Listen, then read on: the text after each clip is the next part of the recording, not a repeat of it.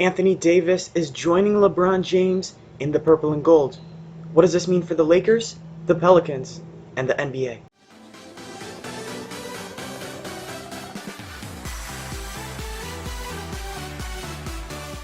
I'm Evan, this is Into Sports, and barely 24 hours after the Toronto Raptors won the NBA championship, a Woj bomb dropped. The Lakers received Anthony Davis in exchange for Lonzo Ball, Brandon Ingram, Josh Hart, and 3 first-round picks, including the 4th overall selection in this 2019 draft. So we have to ask ourselves, are the Los Angeles Lakers the favorite for the championship this year? And guess what? I'm going to say yes. You have LeBron James, who is the absolute best player on the planet, and there's no doubt about it. I understand Kevin Durant, Kawhi Leonard, they're phenomenal themselves. The Warriors have broken up. We see Klay Thompson out, torn ACL. Durant, ruptured Achilles. This is a wide open landscape right now, and the Lakers are going to come in and take it. LeBron James in the playoffs is simply a different animal. Anthony Davis has really never played alongside a teammate of this caliber. And when you look at LeBron James, Anthony Davis is the best teammate he's ever played with. No disrespect whatsoever to Dwayne Wade and Kyrie Irving, but Anthony Davis is the best big man in the NBA. And yes, if you hear birds in the background, I am recording this in a jungle. But when you look at the other contenders, who's better than the Los Angeles Lakers? The Warriors, like I said, injuries. The Raptors, they just won the championship, but Kawhi Leonard may be going to the Los Angeles Clippers. He may stay, but even if he does, Lowry, Gasol, Leonard, to me, Davis, and LeBron, I know that the Raptors have a deeper bench, but guess what? The Lakers have Anthony Davis and LeBron James. But one thing we need to make very, very clear, they are not the favorites as of this moment. Because right now, they do not have a rounded out roster.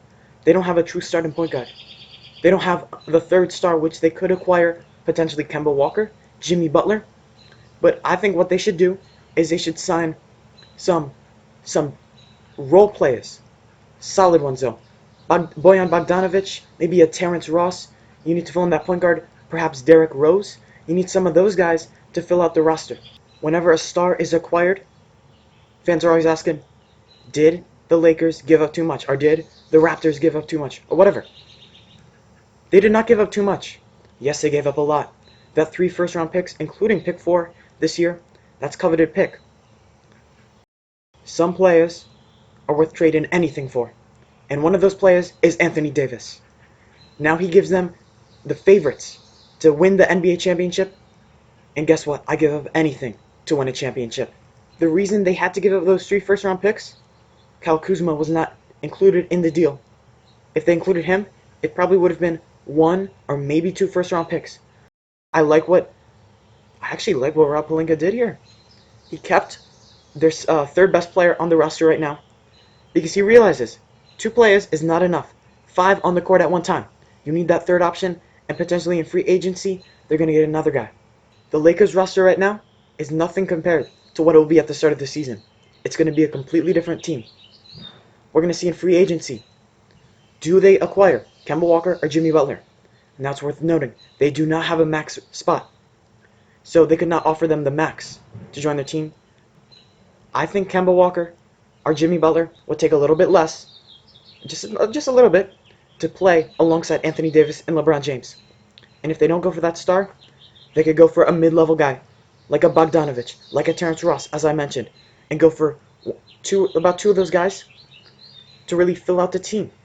But if they go for a Jimmy Butler or a Kemba Walker, that's a risk they're going to take. They're going to essentially replicate that Miami team that LeBron James was on, the Big 3, Chris Bosh, Dwayne Wade, and have just veteran minimum players around them.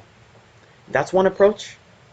But what I would like to see them do is to actually go that other route. Terrence Ross, Bogdanovic. That we have a more sound roster because you need a bench to compete, I believe. We saw the Warriors.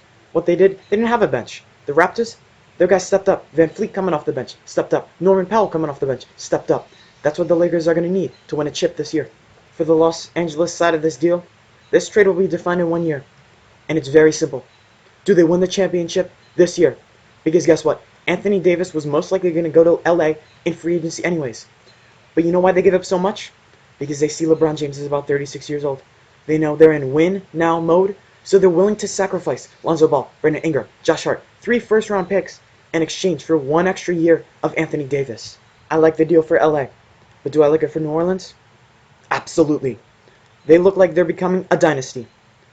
This roster that they're going to roll out just this year: Lonzo Ball, Drew Holiday, Brandon Ingram, Zion Williamson, Julius Randle, and they have that 4th overall pick, who I think they will trade for another young, upcoming star. But also, what I could see them doing with this 4th overall pick, trading up to acquire R.J. Barrett to play alongside Zion Williamson. Wouldn't that be fun? I think that would be a great fit, actually. And I do not believe they will hold on to pick 4. But when you take into account this young starting 5 that already looks good on paper, and then you add those 3 future first-round picks, which 2 of them are probably going to be bad because the Lakers are going to be very good. But at least this 4th pick, you know it's going to be a very high pick. So I think the New Orleans Pelicans have actually turned themselves into a future potential, hold the horses a little bit, potential dynasty. I'm David Griffin, Alvin Gentry. I'm feeling very strong right now. You have an excellent young core, and you have future draft picks. This is how dynasties are made. In this trade, each team accomplished their goal. LA, to make LeBron James and this Lakers roster a championship contender immediately. And for New Orleans, you have to rebuild, but guess what? It's not a full rebuild, because now you have a young roster, and you have future first-round picks, so you're not starting from scratch. If you want to hear about more NBA, NFL analysis and predictions, subscribe to this channel, Into Sports. Anyway, I hope you did enjoy today's video. Have a wonderful day. I'm Evan. I'm out.